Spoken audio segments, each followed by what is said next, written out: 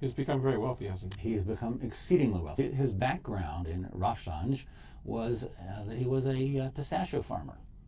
Well, he is today the 38th most wealthy person in the world. Wow. And how did he make it? Not on pistachios. A little shochad here, a little bribery here, a little bit, a lot of it. And he used his position to enrich himself and his family. It's one of the reasons why Ahmadinejad came in 2005 and said, I'm going to get rid of all of these fat cats, all of the corruption. And he was talking about somebody like Rafsanjani. And so there's no love lost between the two of them.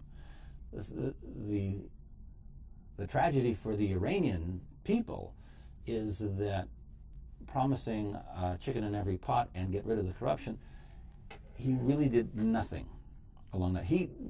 Ahmadinejad does not live a luxurious lifestyle. He lives a very simple lifestyle, but he's an astute, very astute politician. He plays for South Tehran, which is a poor district of Tehran, and he gets his support out of that. That's one of the reasons why he never doesn't even wear a suit. He always wears his windbreaker type of thing. That's a political move on his part. His family, turns out, research was done, it wasn't quite as poor as the poor blacksmith as was indicated, but certainly compared to Rafsanjani, he's a populist in that degree.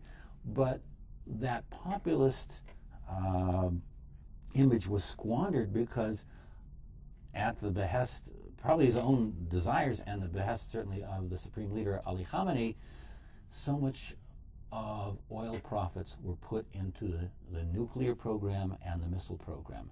And so Iran is suffering today a 28% inflation rate. Over half of the population is under 30 years of age, and of them 50% are unemployed. 50% unemployment. Right. Among the below 30 crowd. So that gives you a huge degree of dissatisfaction. Very great. Now, Rafsanjani has been accustomed to give the sermon in the Tehran University each month, and this month, for the first time in a very long time, he won't be giving that sermon. What's going on? He chose, and it just was announced today, he has chosen not to give the sermon this coming Friday. It was his turn again to do so. I was rather surprised at it, and I have a feeling that a tremendous amount of pressure has been put upon him by the regime, meaning by Ahmadinejad, and even more so by the supreme leader Ali Khamenei, probably by threatening members of his family with arrest, etc., to have him back out from giving the sermon, because his sermons have been critical of the government, and they have elicited greater protests against the government each time since the election. So this happened now a couple of times. So I suspect that that's what's going on. I don't have an inner telegram or crystal ball or direct line to Rafsanjani to ask him, nor would he answer me. That's how you would surmise it. But that's how I look at it. There's also been a major shakeup in the intelligence ministry. Can you tell us a little bit about that and Hossein Hedji? Edgy has been for years the secretary of, or in effect, the secretary of intelligence, a very diabolical group, these people.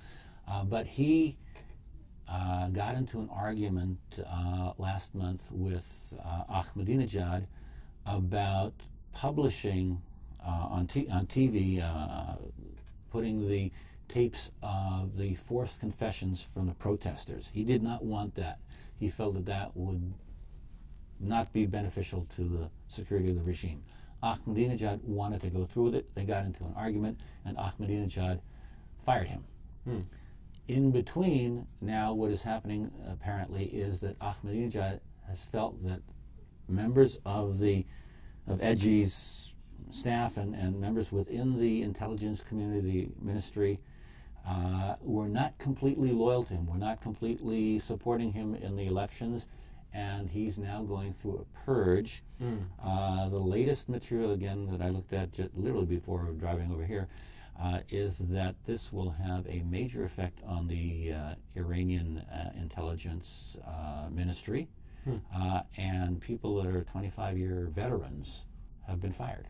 And so that's, from an Israeli perspective, that's wonderful news. But I think one thing that we definitely can draw out of this is that there is tremendous dissension within the leadership of the regime, and the rent in the fabric is not going to be patched up anytime soon, if ever at all. Last time we spoke about the Mujahideen al-Khalq, and if you could first remind us what this group is and recent events that happened with them. Okay.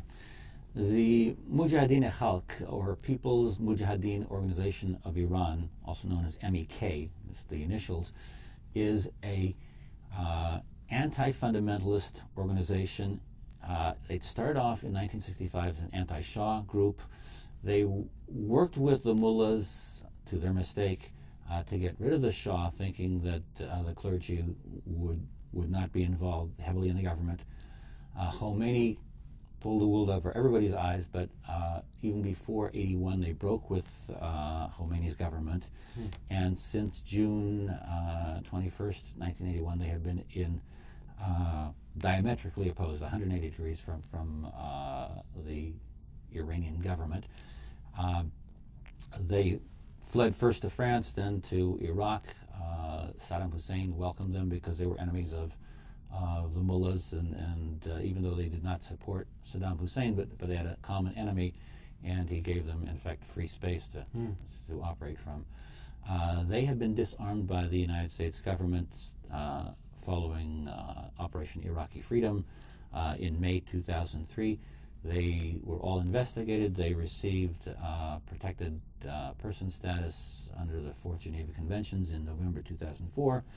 And they were roughly 3,800, now it's down to about 3,500 individuals in this Camp Ashraf in Diyala province, which is up against the Iranian border. It's about 60 miles northeast of Baghdad. Okay. They were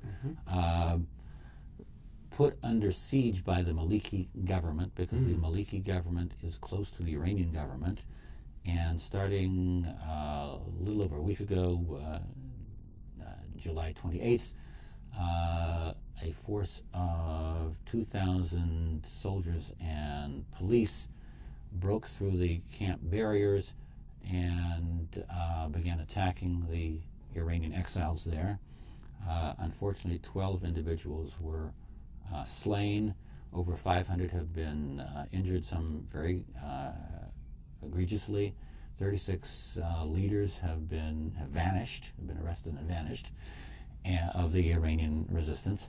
And it was a good 3 days before the United States stepped in and sent military helicopters to rescue and bring some of the casualties to American bases for treatment. Protests came immediately. We got telephone calls from Ashraf literally within minutes of this happening. Contacts were sent to the White House, to the State Department, to the Department of Defense, and nothing happened for 3.5 days. Did you get any responses?